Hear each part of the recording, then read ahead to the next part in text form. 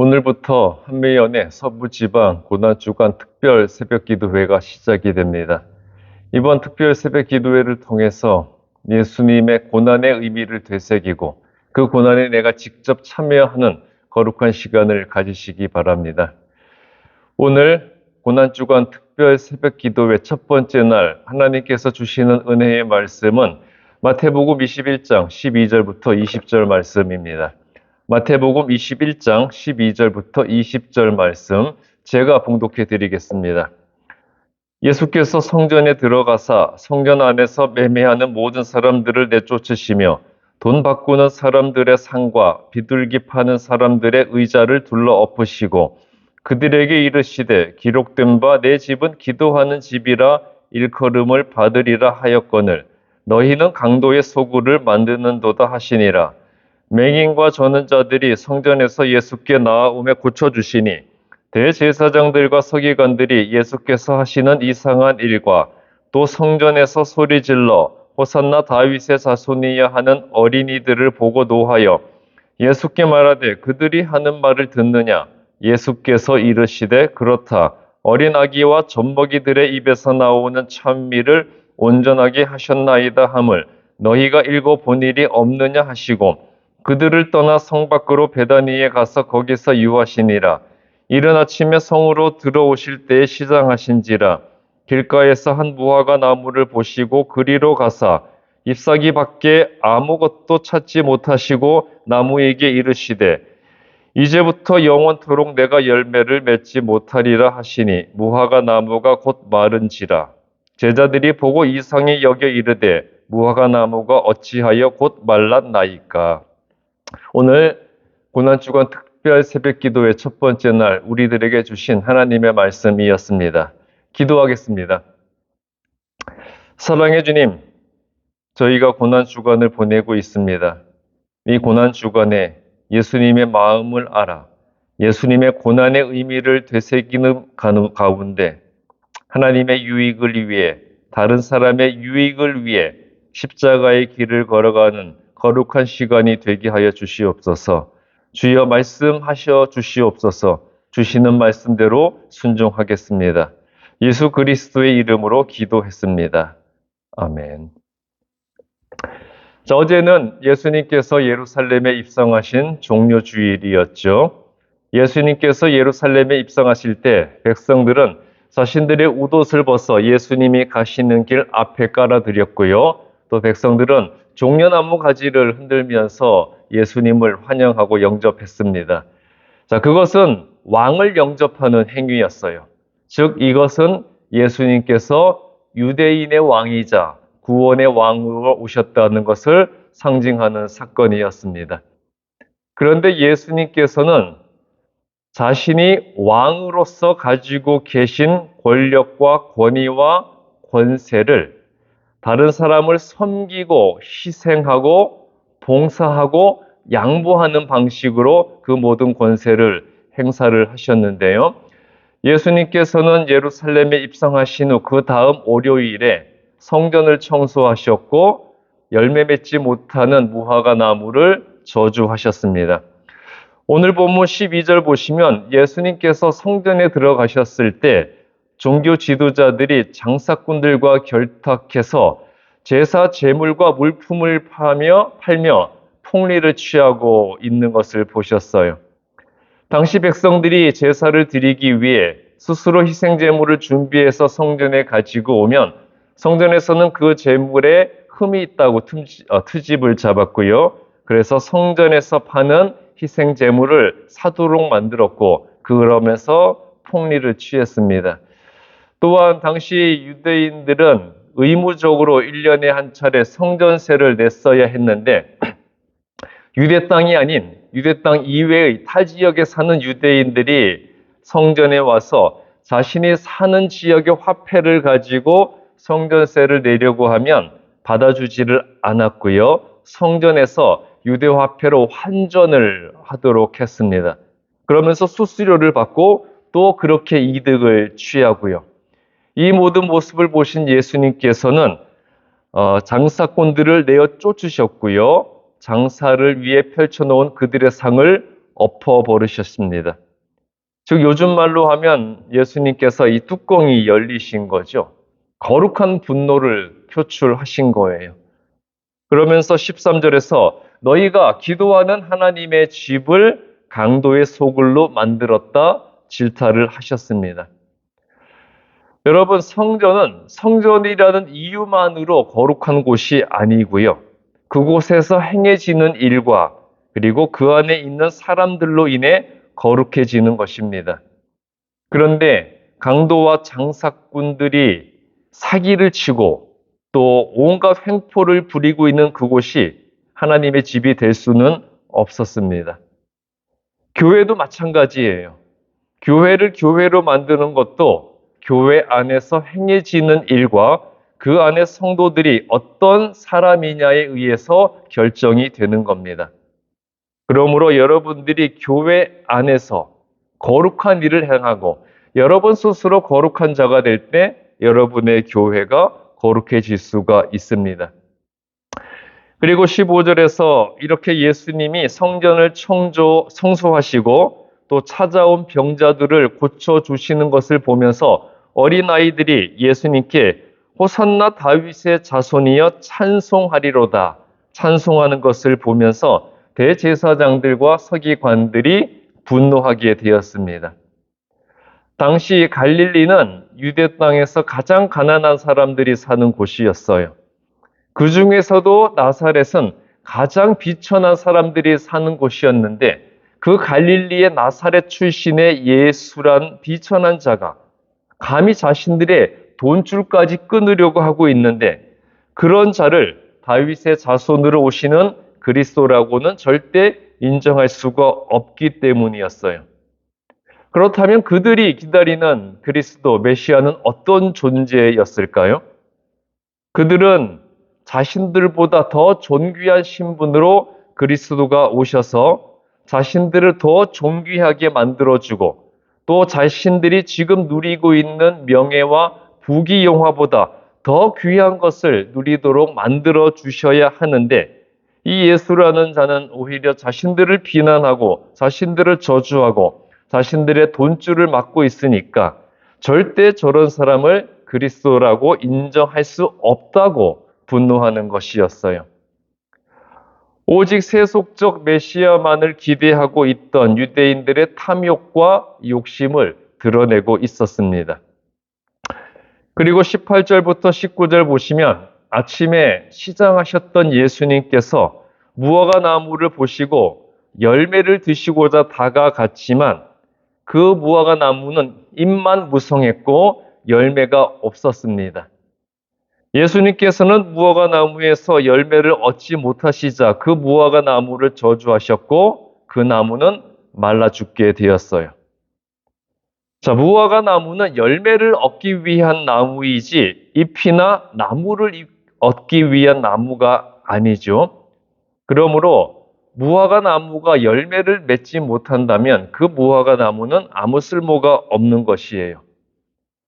자, 이것은 잎만 무성한 무화과 나무처럼 겉으로는 경건한 모양을 자랑하면서도 실제로는 어떠한 신앙의 열매도 맺지 못하는 유대인들의 모순적 신앙 생활을 지적하고 있습니다. 그리고 이것은요, 그리스도인이라고 하면서도 그에 합당한 계명을 실천하지는 못하고 입으로만 주여 주여 외치는 오늘날의 수많은 그리스도인들의 모습을 반영하고 있어요. 입으로 그리고 말로 신앙생활하는 사람들은 예나 지금이나 똑같이 존재했습니다. 목소리 크며 믿음 좋은 것으로 착각하는 것은 예수님 시대나 지금이나 똑같다는 것이죠. 자, 통성기도 잘하고 방언기도 유창하게 하면 그것이 자기 믿음의 증거라고 착각하는 사람이 얼마나 많습니까? 예수님 당시 유대인 지도자들은요, 자신들이 가진 존귀한 신분과 지위, 권력과 권위, 그리고 높은 학력과 경력을 자신들의 믿음의 크기라고 생각을 했습니다. 당시 기도 많이 했던 사람들이 많이 모이는 공공장소에서 크게 기도하고 절기 때마다 금식했던 사람들, 좋은 희생 제물을 바치면서 꼬박꼬박 제사를 철저하게 드렸던 사람들, 그리고 종교 권력을 가지고 있던 지도자들의 이 공통점이 바로 삶의 열매가 없다는 것이었습니다. 목소리만 크고 종교적 예식과 의식만 철저히 지켰고요. 자기 과시와 자랑만 많았던 이들의 모습을 바로 열매 없던 무화과 나무가 상징하고 있습니다. 이렇게 예수님께서는 예루살렘에서 열매를 얻지 못하셨어요. 이 열매는 예수님을 그리스도로 고백하고 순종하는 제자를 의미했습니다. 예수님은 예루살렘에서 그런 제자, 그 열매를 얻지 못하셨기 때문에 그 열매 맺지 못하는 나무 무엇이겠습니까? 바로 예루살렘이죠. 그 예루살렘을 저주하신 것이고 바로 이것은 열매 맺지 못하는 예루살렘의 멸망을 예고하신 것이었어요. 그리고 예수님께서는 사람을 판단하실 때 그 입, 즉 외모가 아니라 열매, 즉 그 내면의 유무를 보시고 그에 합당한 심판을 하실 겁니다. 여러분, 예수님은 성전이라는 껍데기가 아니라 그 안에 있는 사람들이 어떠한 결실을 맺는지를 보셨고요. 또 무화과 나무가 얼마나 무성하고 화려한 잎사귀를 가지고 있는지가 아니라 얼마나 좋은 열매를 맺는지를 보고자 하셨어요. 여러분, 그리스도인의 삶의 화두는 믿음의 결실입니다. 믿음의 결실. 그리고 어떤 결실을 어떠한 방법으로 얻는가가 중요해요. 자, 그리고 결실의 과정과 방법에 대한 가장 완벽한 신뢰를 바로 예수님께서 보여주셨습니다. 왕으로 입성하신 예수님이 왕으로서의 권위와 권세와 권력을 섬김과 희생과 양보로 행사를 하셨어요.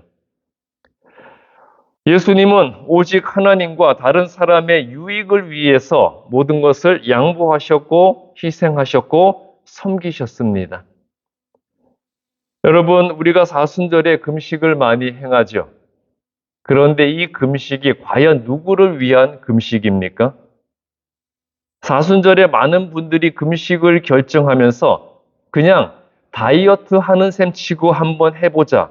그런 말들을 많이 합니다. 다이어트 하는 셈 치고 금식을 한다면 그것은 금식의 본질에 있어서 틀린 것이잖아요. 여러분, 금식을 왜 하는 것이죠?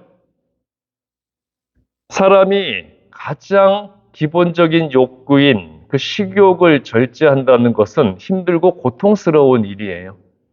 그러한 금식을 행하면서 우리를 위하셨던 예수님의 고난의 크기와 깊이를 조금이라도 깨닫게 되고 그렇게 함으로써 우리를 향한 하나님과 예수님의 사랑을 깨닫게 되는 것.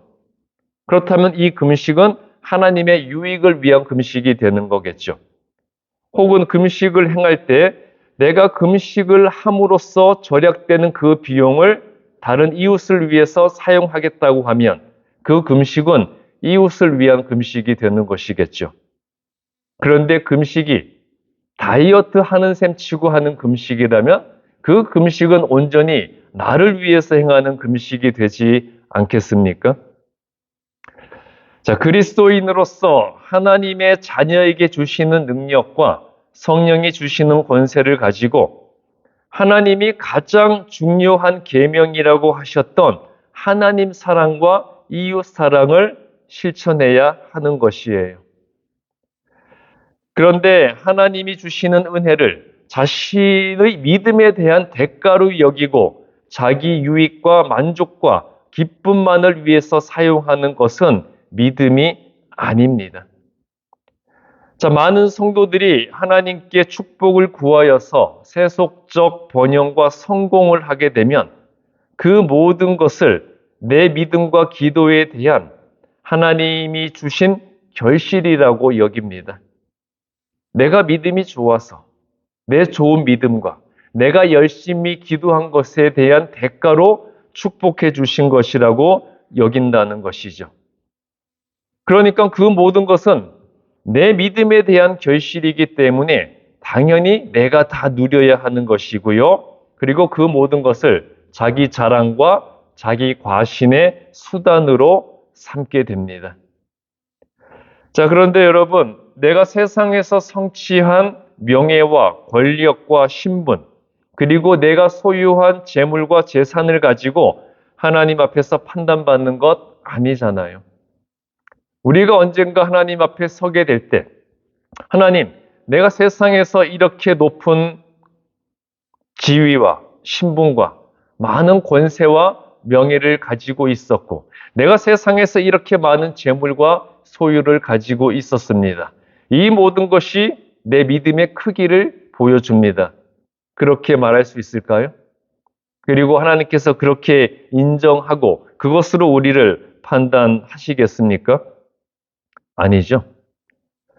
하나님께서 나에게 무엇을 주셨든지 간에 하나님이 나에게 주신 것을 가지고 하나님의 영광과 다른 사람의 유익을 위해서 어떻게 사용하였는가를 가지고 하나님은 나를 판단하시는 거예요.